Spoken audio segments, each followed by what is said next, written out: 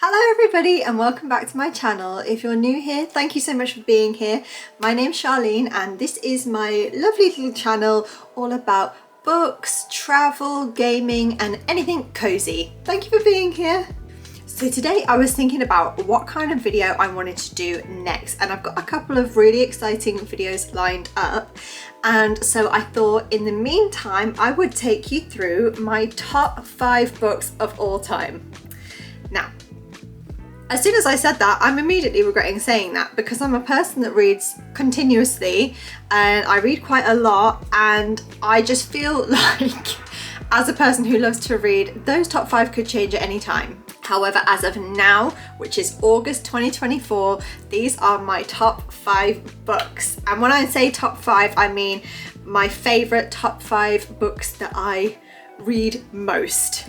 Some of these will probably be a bit weird curveballs, but these are just the books that I tend to kind of go back to, or books that I've read that have really stuck in my head and I just cannot get them out of my head. And so these are what I would say were my top 5 as of August 2024.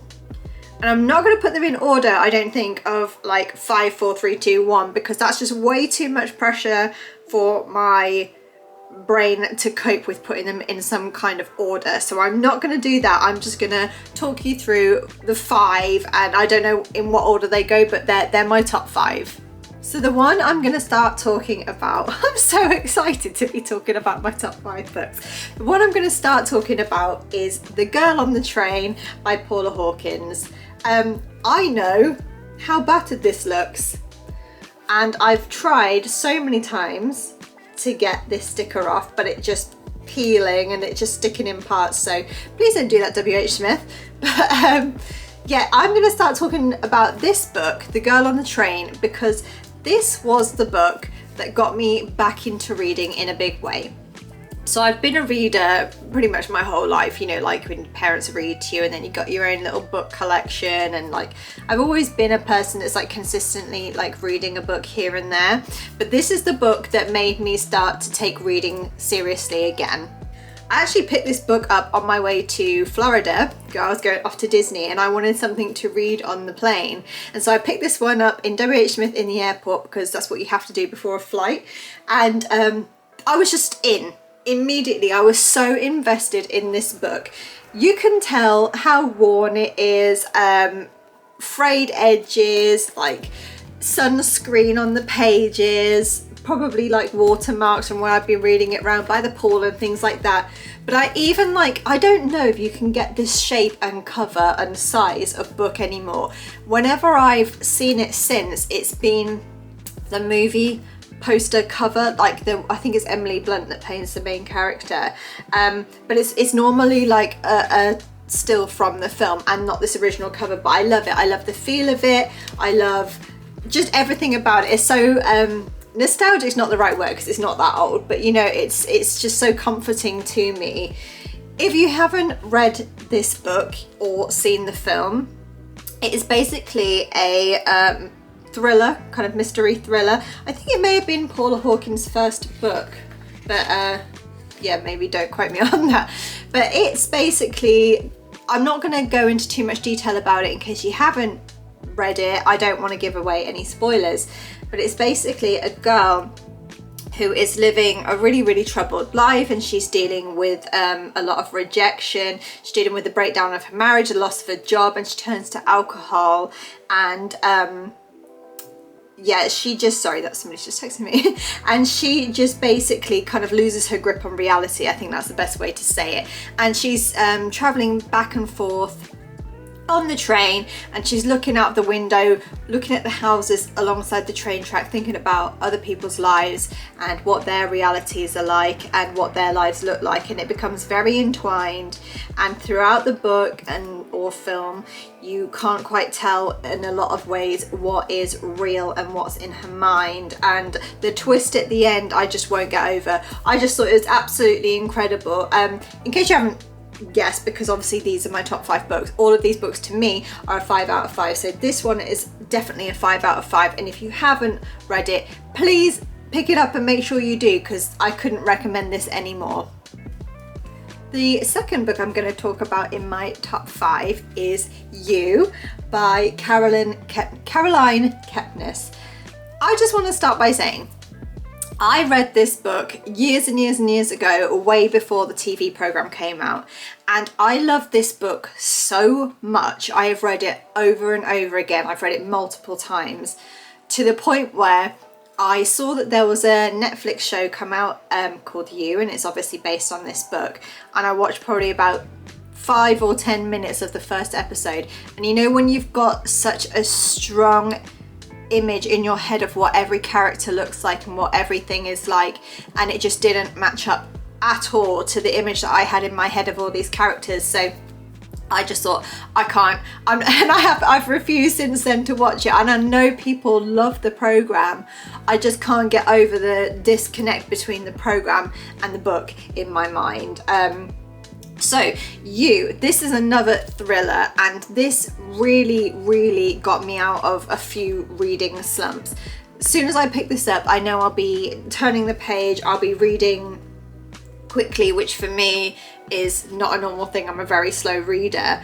And so in brief, without giving away any spoilers, this is the story of a main character called Joe. Joe lives in New York, and he works at a bookshop, and he's a little bit snobbish about books. He's like very judgmental about what authors you like and what books you like and things like that. And Joe is very fascinated by certain people. I don't know how to say it without giving it away, but he's very immediately drawn to and taken in by certain people and women. And this is basically a thriller about Joe, what he does in relationships, what you find out about him, what his secret tendencies are. I don't know if that's a very good description, so I'm gonna read the blurb to you. So it says, when Guinevere Beck strides into the bookshop where Joe works, he is instantly smitten, and so begins an attraction that quickly spirals into a whirlwind of deadly consequences. A chilling account of unrelenting, terrifying obsession, Caroline Kepnes's You is a thriller more perversely clever and dangerously twisted than any you have ever read. And that does a really good job of summing it up. I love this book. I just like, every few years I'll go back to it and I'll read it again and again, maybe sometimes even more frequently than that, and it never ever gets old for me. I love this book. I love a thriller, and I do think that category is really oversaturated, and there's a lot of thrillers that are okay and quite a few rubbish ones, but this is absolutely top of that kind of category for me. If you haven't read it, highly recommend. Of course, 5 out of 5. The third book I'm going to talk about is a classic, and this is like a nearly lifelong favourite book. So of course it is Harry Potter and the Philosopher's Stone by J.K. Rowling. And the book, I've got loads of versions of this. I've got just a normal one that I kind of read when I want to read it again. This is a fancy one that I don't often dip into because I want to keep it looking nice.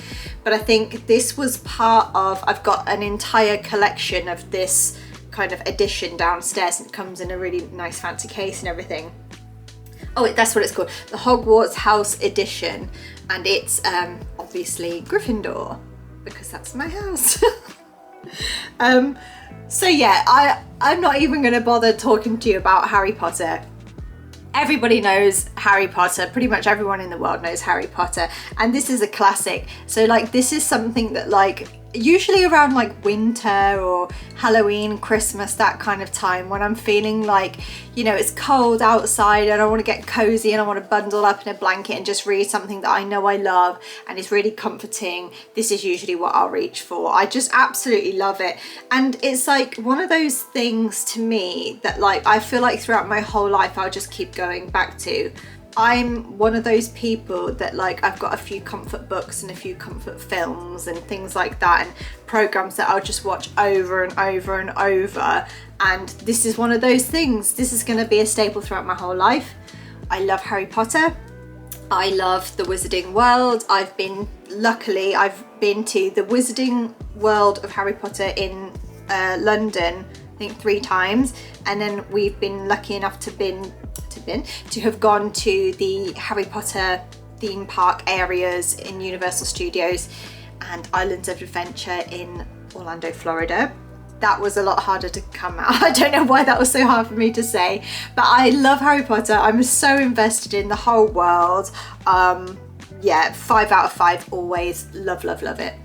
So the fourth book I'm going to talk about is actually a new book this year, and this is such a random choice because this one I didn't even buy myself. So my husband and I do this thing every few months because obviously we want to do it more regularly, but also we want to choose what we want to read. So we decided on every few months we're going to buy each other a book, and we're going to like take a stab in the dark and just choose something, a mystery book for each other that we think that the other person will like. And this is the one that he chose for me, and he got it so spot on because I love this book so much. I read it for the first time this year, obviously rated it 5 stars, and it's immediately gone into my top 5. That's how much I love it. So this book is The Southern Book Club's Guide to Slaying Vampires by Grady Hendrix. I haven't heard many people talk about this book at all, and like I said, I read it for the first time this year. I know that this author has written a lot of amazing horror and thriller books. I read a second book by Grady Hendrix recently. I read The Final Girl Support Group, which I also really enjoyed. Would recommend if you like 90s slasher films like Scream and Halloween and stuff like that. It really reminds me of that, and I absolutely loved it. But I think I scored that one 4 out of 5, and this one is 5 out of 5. I love this book so much. Firstly, it's got an amazing flop. That just makes me so happy. Like, that was so comforting to read for some reason, and I love the feel of the cover, and I love the cover. More importantly, I love the story inside. It's, again, without giving too much away, it's the story of a suburban town in America where all the women are like housewives and, you know, living their normal family domestic lives until a new neighbor moves in who, spoiler alert, kind of turns out to be a bit of a vampire. I won't give away anything more than that, but it's just so amazing, this book. It was so entertaining to read. It was funny in places, it was dark in places, it's got a horror twist if you're like that and you like things like that. It's also very self-aware, which I really enjoyed, and I like books that are about books, and I've just realized that quite a few of my choices have got that theme running through them. So obviously the characters in this book go to a book club, and yeah, I just thought it was an easy read. I read it quite quickly, which again for me is not that common because I am a slow reader, but I loved everything about it. I just love the characters, I love the story, I love everything about it. If you see this, pick it up, give it a read, would highly recommend. 5 out of 5. And the last book in my top 5 is Billy Summers by Stephen King. And this is a collector's edition, which my lovely husband bought for me. This is the second book in my top 5 that I've only just read this year, which I know is pretty crazy. Billy Summers has been around for a while. I didn't read, by the way, this edition. This was bought for me by my husband, and I read a kind of like paperback copy when I was actually reading it. I want to keep this for best. But yes, I only read this, got around to reading this year. This is my second Stephen King book that I've ever read. The first was Holly, which I did like. I think I scored that a 4 out of 5, but I just didn't get kind of like really invested in and lost in. Billy Summers got me right from the beginning. I absolutely loved this book. So very, very briefly, this is the story of a guy called Billy Summers who is a hitman, and he's been doing that job rather successfully for years and years and years. And he decides that he wants to retire and kind of like have a more relaxed life and just leave it there. But he gets offered a job which is a little bit too good to be true, and this job comes with the offer of a lot of money which he just can't turn down. So he says yes to it, and from the beginning there's red flags, and he knows that he's probably done the wrong thing, but by the time he kind of has that thought, he's in too deep. So this is the story of his last hit, what comes of that and the story of what happens to him and his friends, not sure is the right word, but in the wake of that afterwards. So this randomly as well, this is the first book that I've ever cried at, and it's Billy Summers. But I actually cried at the end of this book. If you've read it, let me know if you know what I'm referring to and what I mean. But there was a twist right at the end which I just didn't expect, and it got me good. This is one of those stories that I read, like I said, for the first time this year, and this is just lodged in my brain, and I think about it really regularly, and I love the characters and I love the storytelling. Obviously Stephen King is an absolute genius and legend. Yeah, and I loved every minute of reading this. Took me quite a while because I am a slow reader and it is quite a chunky book, but it was worth every minute. I absolutely loved it. 5 out of 5. So as I said, those were my 5 books as of now, August 2024. However, I am a fickle girl and I read a lot, so that could change at any point. But I think I feel quite content in saying that for now, those are my top 5.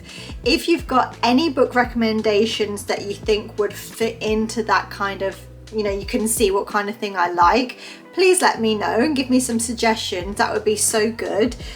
If you've read any of those books or if they're in your top 5, let me know what you think in the comments below. I'd be so interested to see if they're kind of some of your favorites as well.